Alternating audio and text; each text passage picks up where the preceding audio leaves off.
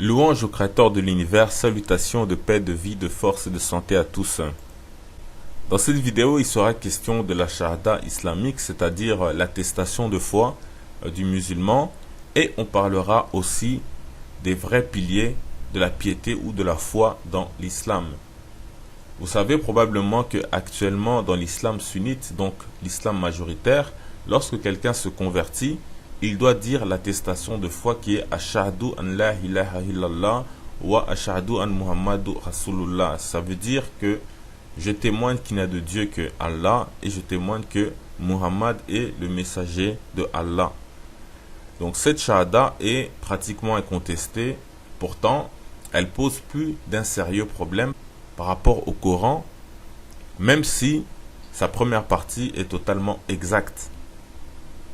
Premièrement, la shahada, je témoigne qu'il n'y a de Dieu que Allah et je témoigne que Muhammad est le messager d'Allah, n'est pas écrit comme tel dans le Coran.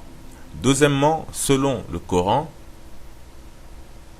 cela ne saurait constituer en fait la formule à prononcer pour attester de l'islam comme étant sa religion. Car, troisièmement, il existe dans le Coran une, voire plusieurs shahadas claires et nettes pour attester de l'islam comme sa religion et qui sont incompatibles avec la shahada actuelle. Quatrièmement, il existe un hadith dans le Coran qui peut même être interprété, n'en déplaise aux savants, comme la conclusion, le parachèvement de l'islam en termes de croyance en la révélation dans le Coran. Certes, on nous dira que les savants ont déjà statué sur l'ordre de la révélation, que la première sourate ou le premier ayat qui a été révélé, c'est lorsqu'on dit au prophète de lire, etc., etc. Mais n'importe qui lira le Coran, donc de la sourate 114, la dernière, à la deuxième sourate, celui-là verra beaucoup plus clair que s'il essayait de lire soi-disant dans l'ordre de la révélation, ça ne serait pas clair pour lui.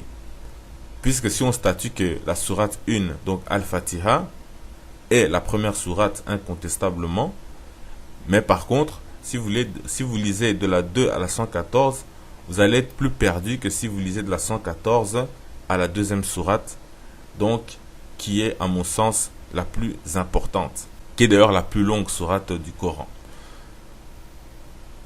Et donc, la position de ce hadith tout à la fin du Coran ne peut être le fruit d'un hasard et encore moins tolérer donc sa négligence. Ce que étrangement font les musulmans au profit de hadiths qui ne sont même pas dans le Coran.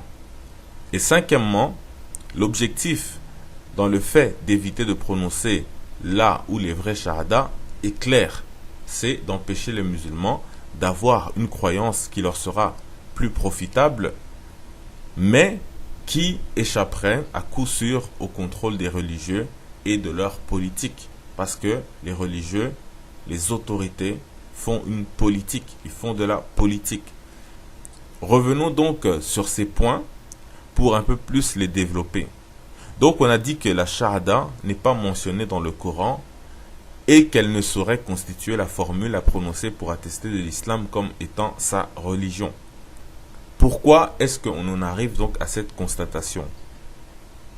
Tout simplement parce que, comme on a dit au point 3, il existe déjà une shahada dans le Coran et qui témoigne de l'islam comme sa religion et que, au cinquième point, cette shahada ordonne aux musulmans d'avoir une croyance différente de celle que la politique religieuse prône aujourd'hui, qui est exclusiviste, alors qu'au contraire le Coran prône une shahada facteur de paix et de cohésion pour les croyants, notamment des trois religions dites monothéistes. Et ce consensus est entre autres exprimé dans la sourate 3 au verset 64 qui dit « Ô gens du livre, venez-en à une parole commune entre nous et vous, que nous n'adorions que Dieu sans rien lui associer et que nous ne prenions point les uns les autres pour seigneurs en dehors de Dieu, puis s'ils tournent le dos, dites, soyez témoins que nous nous sommes soumis. » Point. Les gens du livre, ici c'est entre autres, entre guillemets notamment, donc les chrétiens et les juifs. Et la fin est intéressante car elle dit que s'ils tournent le dos donc à cette parole commune, dites soyez témoins que nous sommes soumis. Donc en arabe, cela dit ishahadu bihana muslimun. Donc le fait d'être soumis ici, c'est le fait d'être musulman.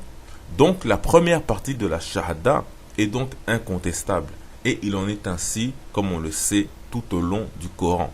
Maintenant, avant de lire la shahada du Coran, concernant la foi en Dieu et en sa révélation et en ses messagers, il nous faut en voir d'abord le contexte. Pour ça, on va dans la sourate 2, au verset 113, où on nous dit « Les Juifs affirment, les chrétiens sont dans l'erreur. Et les chrétiens, de leur côté, affirment, les Juifs sont dans l'erreur. Bien que les uns et les autres récitent les Écritures. Bien que les uns et les autres récitent les Écritures. » Point. Le Coran ici dénonce exactement chez les Juifs et les chrétiens ce que font les musulmans aujourd'hui en disant que seul l'islam qu'ils pratiquent est accepté par Dieu et que les autres sont dans l'erreur, l'égarement, etc. Et on voit que le Coran met en avant que ce comportement n'est pas normal puisque Juifs et chrétiens possèdent les Écritures.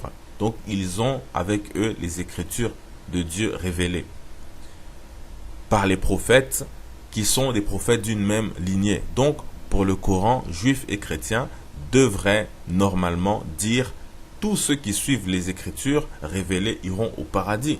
Mais au lieu de cela, chacun utilise sa religion contre celle de l'autre et ils disent aux musulmans de devenir juifs ou chrétiens, comme on le voit dans la sourate 2, au verset 135, on nous dit à ceux qui disent « Faites-vous juifs ou chrétiens et vous serez dans le droit chemin » répond « Non. Suivons plutôt le culte d'Abraham, ce pur monothéiste qui ne s'est jamais compromis avec les païens. Point. »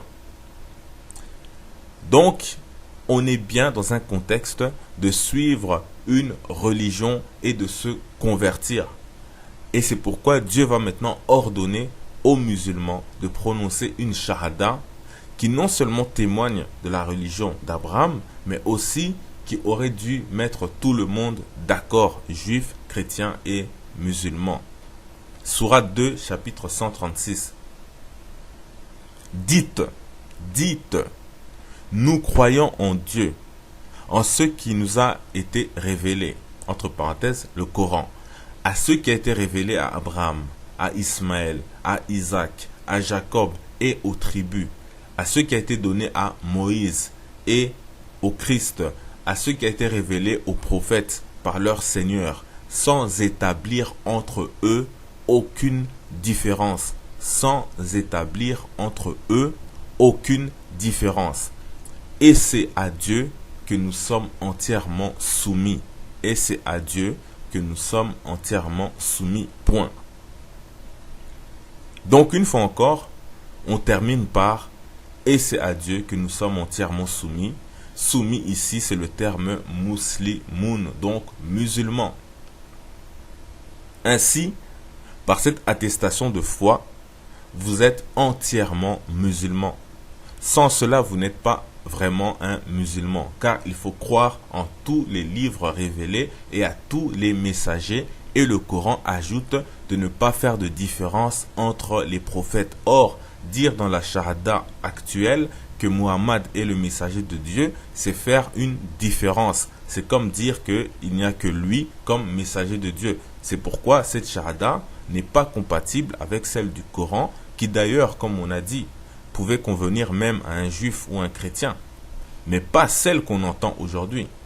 Même si les musulmans se défendent en disant que le fait de croire en Muhammad implique d'office de croire aux autres messagers et à leurs livres. Or, ils rejettent pourtant la Bible comme on le sait actuellement, qui n'est pas pourtant très différente de celle de l'époque du prophète de l'islam, qui, comme on a vu au verset 113, dit que les juifs et les chrétiens avaient les Écritures. Si Dieu dans le Coran ne se désavoue pas de ses Écritures malgré les petites modifications, omissions, rajouts, etc. Mais eux, en fait, ils le rejettent comme s'ils étaient au-dessus du Coran. Alors, donc, il n'est pas étonnant qu'ils se soient fait une shahada à leur convenance, au lieu de celle de la sourate 2 au verset 136 qui constitue clairement la croyance du musulman en termes de foi, de message et de messager. Pour preuve, le verset suivant dit, sourate 2, chapitre 137, si les gens du livre, donc juifs et chrétiens, adhèrent à votre croyance, donc c'est ça la croyance du musulman, ils seront dans la bonne voie. Et s'ils s'en détournent, c'est qu'ils auront opté pour la rébellion. Dieu te protégera de leur mal, car Dieu entend tout et sait tout. Point. Le Coran dit votre croyance. Donc cela prouve que cette croyance-là est la vraie croyance qui doit normalement, avec toute cette liste de révélations auxquelles on doit croire, eh bien, le musulman et le juif, normalement, ou le chrétien, devraient être d'accord.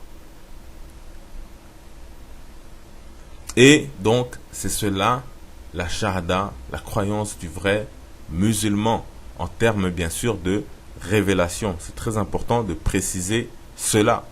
Et c'est ce qui se trouve, comme on l'a dit dans la sourate 2, au verset 136. Mais comme la politique religieuse ne veut pas que les musulmans lisent la Bible comme ils lisent le Coran, alors que les chrétiens, par exemple, ils lisent la Bible Nouveau Testament comme ils lisent l'Ancien Testament. Donc, normalement, avec le Coran, ça aurait dû être pareil. Mais eux, ils vont rejeter en disant non, nous, on a la vérité absolue, mais vous, c'est falsifié, etc., etc. Et ainsi, donc, cette politique religieuse-là n'a gardé que Muhammad, qui est l'envoyé de Dieu dans la Shahada. Ce qui, comme on l'a vu, est pourtant incompatible avec le Coran qui dit clairement, sourate 2, verset 36, à ce qui a été révélé aux prophètes par leur Seigneur sans établir entre eux aucune différence. À ce qui a été révélé aux prophètes par leur Seigneur sans établir entre eux aucune différence. Et enfin, il y a un hadith dans le Coran qui prouve clairement que la politique religieuse en vogue aujourd'hui ne suit pas l'exemple du prophète en matière de shahada et de beaucoup d'autres choses, alors qu'ils suivent des hadiths de Al-Bukhari, de Muslim, etc. Le Muwatta de l'imam Malik, et ainsi de suite. Donc, ce hadith, en fait, se trouve presque tout à la fin du Coran, dans la sourate 2, au verset 285. On nous dit ceci. Le prophète croit pleinement à ce que lui a révélé son Seigneur, ainsi que les fidèles, ainsi que les musulmans.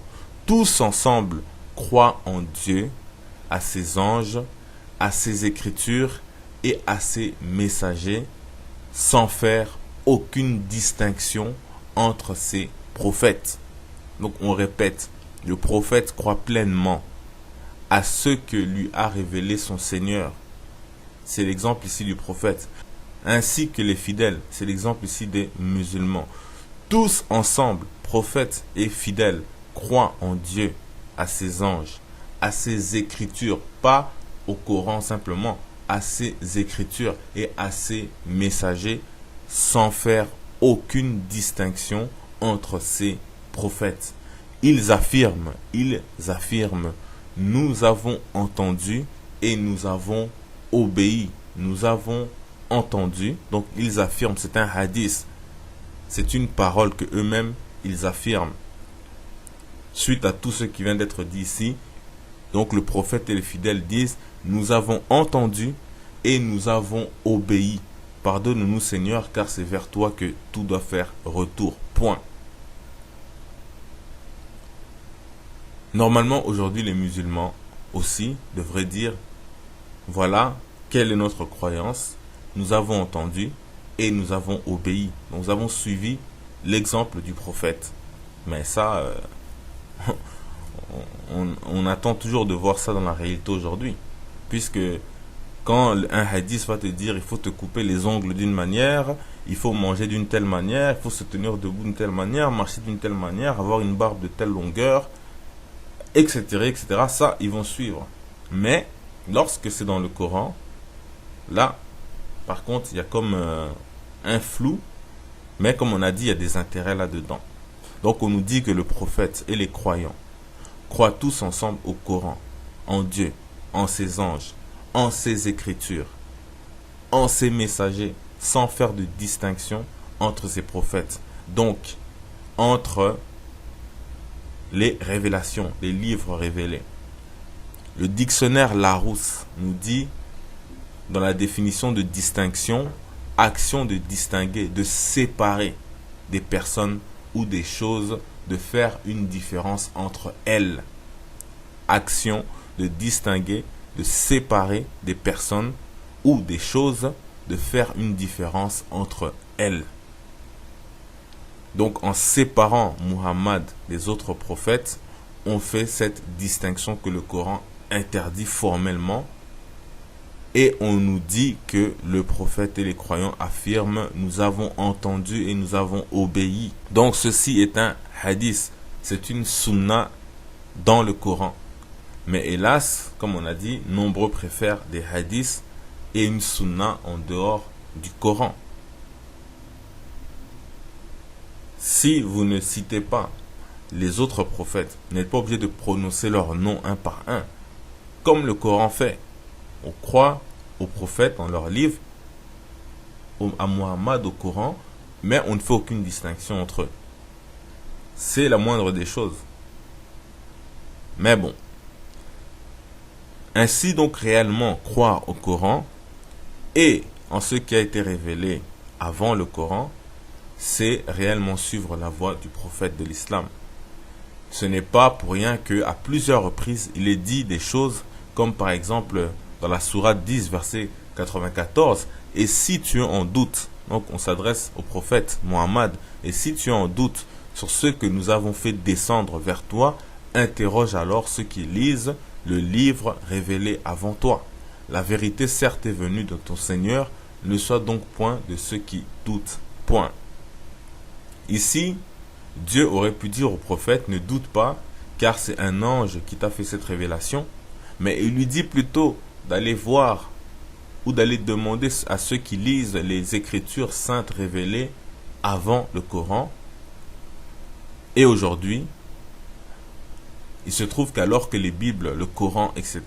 sont accessibles à tous, contrairement au temps du prophète Mohammed, par exemple sur Internet, etc., le musulman donc peut aller les consulter dans différents cas, si cela, bien évidemment, ne contredit pas le Coran. Mais la Sharia actuelle et la politique religieuse est devenue en fait un facteur de blocage. Et on le voit clairement. Dans la tradition islamique, on raconte l'histoire de tous les prophètes. Adam, Moïse, etc. Donc, ils se sont permis de leur inventer carrément des histoires, ou bien d'aller prendre ce qui était écrit dans la Bible, dans les apocryphes, etc. Ça, c'est en dehors du Coran. Donc, ils ont commencé à élaborer pour faire en sorte que la littérature islamique soit focalisée sur ces écrits-là de Tabari, etc. plutôt que d'aller directement à la source, les livres révélés, la Bible, etc. Donc, tout ça a été savamment organisé pour avoir l'exclusivité, le monopole de la religion. C'est comme on fait les chrétiens, c'est comme on fait les juifs avant eux. Bien que au moins les chrétiens ont conservé quand même tout l'Ancien Testament, voire même plus. Donc aussi, il se trouve qu'en m'intéressant en fait au sujet de la Sharia actuelle, je suis tombé sur une discussion dans un forum musulman qui est bien connu. Donc Yabiladi. Et donc là-dessus, il y a un musulman qui contestait justement le fait d'ajouter le prophète Mohammed dans la Sharia. Et une autre personne est venue en lui disant, comme vous pouvez le voir à l'écran, une des très graves erreurs commises par les musulmans quand ils parlent de l'islam, c'est d'écarter la sunna de son chemin. Donc la sunna, c'est la tradition islamique. Et maintenant, il continue en disant, voilà pourquoi nos salafs, donc ceux qui font référence aux pieux prédécesseurs ou aux anciens, disaient, quand on vient à vous avec le Coran, répondez-leur avec la sunna. Je ne sais pas si vous entendez ce qu'il écrit. Il dit, quand on vient à vous avec le Coran, répondez-leur avec la sunna. Incroyable. Eh bien, moi, je vous dis que celui qui vous dira cela, répondez-lui par ce verset du Coran. Sourate 31 au verset 6 à 7. Il est dit, parmi les gens, il y a ceux qui soutiennent des hadiths sans fondement et ainsi détournent d'autres du chemin de Dieu sans savoir et le prennent à la légère. Ceux-ci ont encouru un châtiment humiliant et quand nos révélations sont récitées à l'un d'eux, ils se détournent avec arrogance, comme s'ils ne les avaient jamais entendus, comme si ses oreilles étaient sourdes. Promets-lui un châtiment douloureux. Point. Donc ça, c'est pour ceux qui, dans leur religion, mettent la tradition de leurs ancêtres au-dessus de tout, même de la révélation, au lieu de se baser justement sur les sources sacrées, les sources révélées. Parce qu'il faut dire que la tradition n'est pas mauvaise, les hadiths ne sont pas mauvais, mais il faut savoir faire la part des choses. Lorsqu'on parle de livres révélés, on parle du Coran. On ne parle pas de ce que tel ou tel savant a ajouté par la suite, en prétendant que cela est attribué au prophète et ainsi de suite.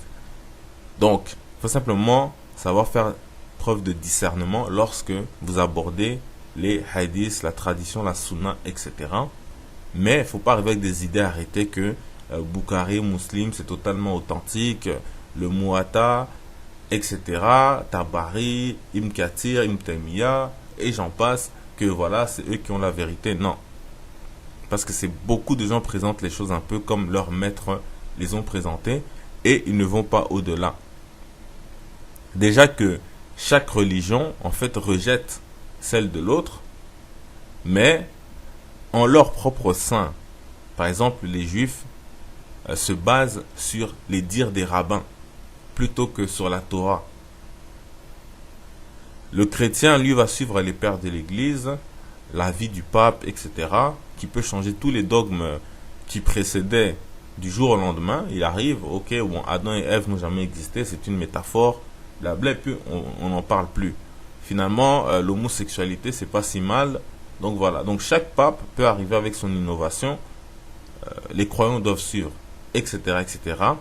Donc, ils vont privilégier ça au lieu de la Bible. Et il en est ainsi aussi des musulmans avec la sunna par rapport au Coran. Donc, il n'y a rien de nouveau sous le soleil, mais il faut leur rappeler le verset de la sourate 31 au verset 20 qui dit « Ne voyez-vous pas que Dieu a mis à votre service tout ce qui est dans les cieux et sur la terre, et qu'il vous a prodigué ses bienfaits aussi bien apparentes que cachés. Et cependant, il est des gens qui discutent de Dieu à tort et à travers, sans méthode et sans avoir de livre pour les éclairer. Sans avoir de livre pour les éclairer. Et lorsqu'on leur dit, suivez ce que Dieu a révélé. Donc on parlait de livres, non pas de Tabari, non pas de Ibn Kathir, non pas de Nawawi, non pas de Al-Siyuti, non pas de l'imam Malik. On parle ici des sources révélées.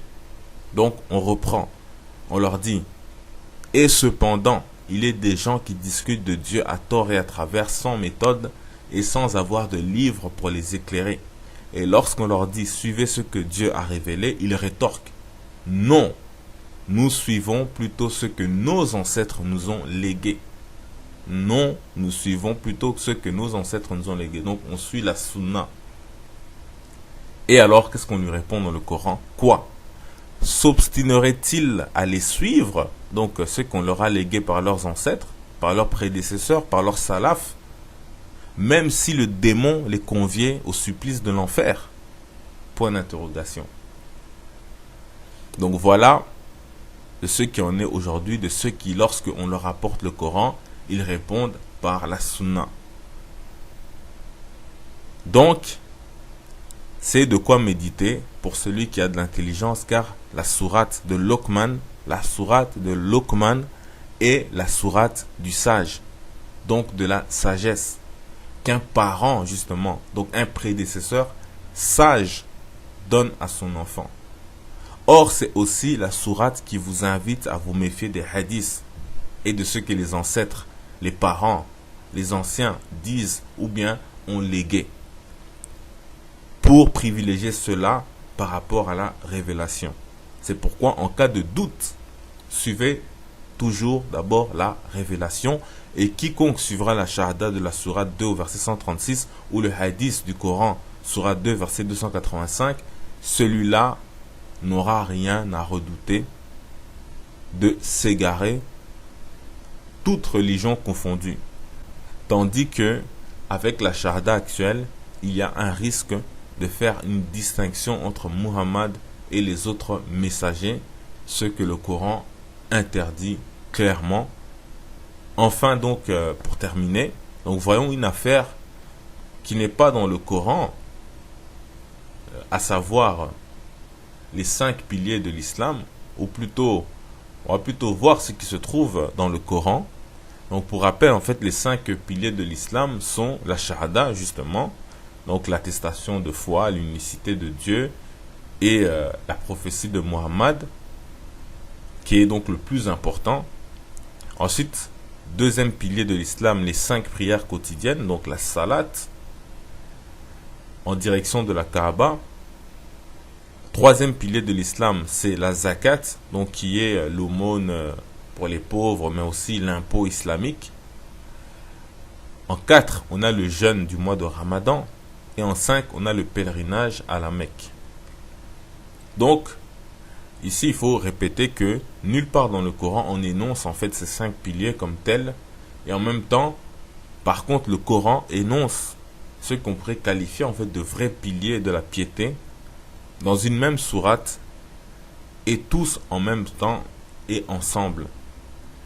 Quelle est l'importance en fait de distinguer en fait ces piliers-là des 5 piliers? Tout simplement, vous allez le voir, que les 5 piliers, bien que n'étant pas contraires en fait à la religion en tant que telle, même si comme on a vu, le fait de distinguer le prophète Mohammed des autres est un problème par rapport au Coran, tout le reste en fait fait partie de la religion.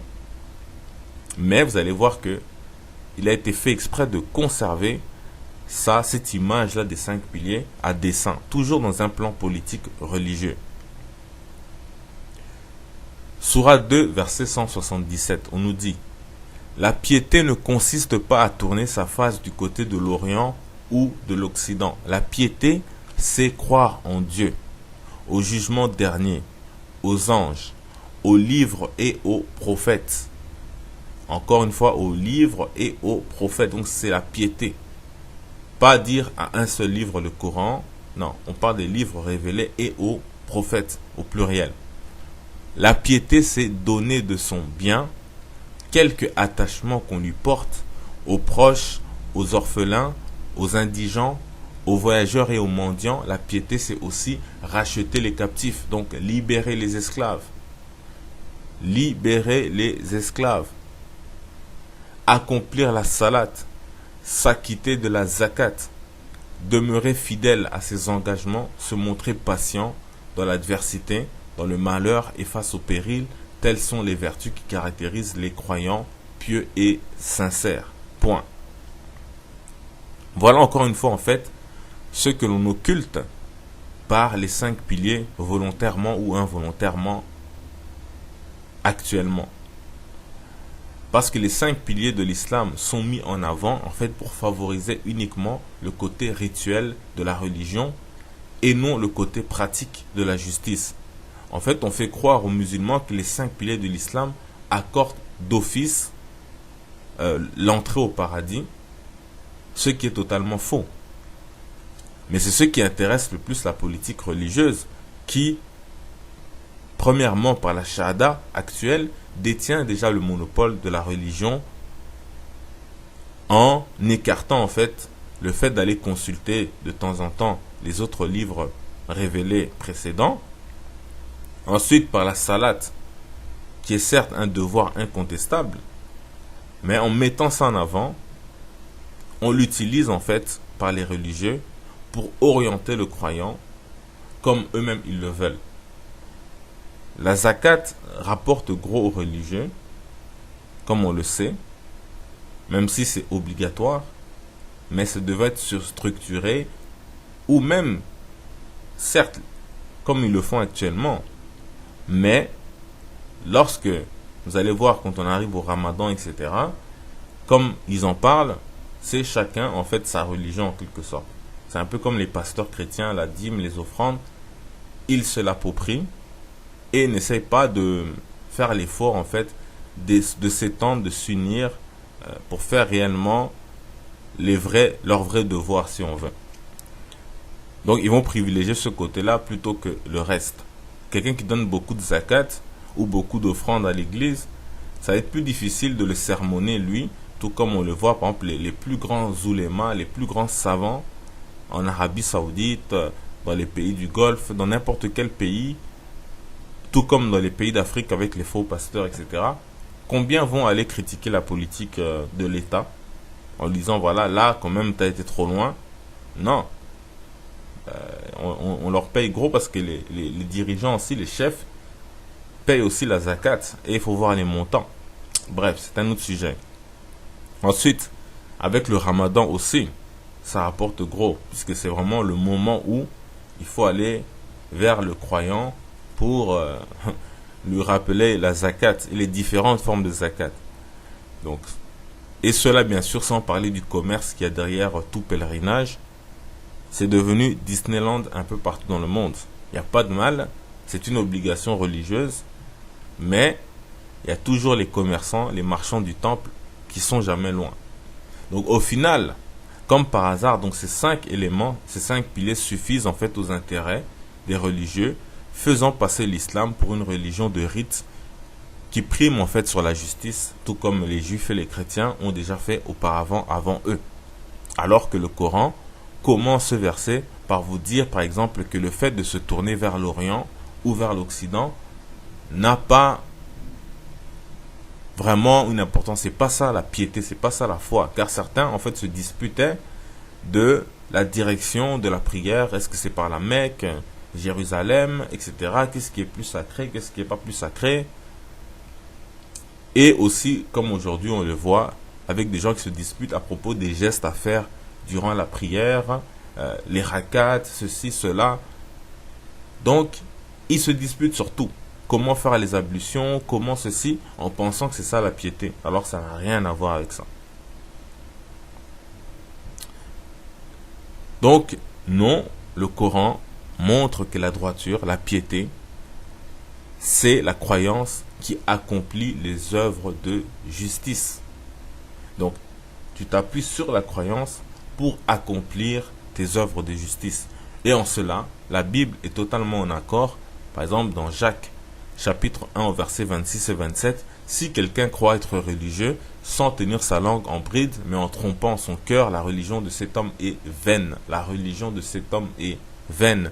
La religion pure et sans tache devant Dieu notre Père consiste à visiter les orphelins et les veuves dans leur affliction et à se préserver des souillures du monde. Et on a vu que dans la sourate 2, verset 177, on dit clairement que c'est donner de son bien aux proches, aux orphelins, etc. Donc ici, Jacques aussi donne l'exemple de la veuve et de l'orphelin pour parler de la vraie religion. Et Jacques dit encore au verset 26, le chapitre 2, verset 26, comme le corps sans âme est mort, de même la foi sans les œuvres est morte. De même, non, comme le corps sans âme est mort, de même la foi sans les œuvres est morte. Ainsi, pourquoi il est important de mettre en avant ces piliers de la sourate 2, verset 177, c'est que on inclut à la fois le rituel, la croyance et les œuvres. Ainsi, vous n'aurez pas à hésiter vous n'aurez pas à, à hésiter entre le choix de prendre la zakat, l'aumône, l'offrande, la dîme, et pouvoir réprimander celui qui fait le mal et qui apporte cette offrande-là. Parce que c'est là que vous êtes vraiment dans la lignée des prophètes qui allaient dire aux gens, non, range ton offrande de côté, va faire la paix, va faire le bien, et puis reviens avec ça. Ainsi de même pour la religion, les prières, etc. Si tu fais le mal, toutes tes prières ne servent à rien du tout. Cette vidéo s'achève. Paix, vie, force et santé en salutation.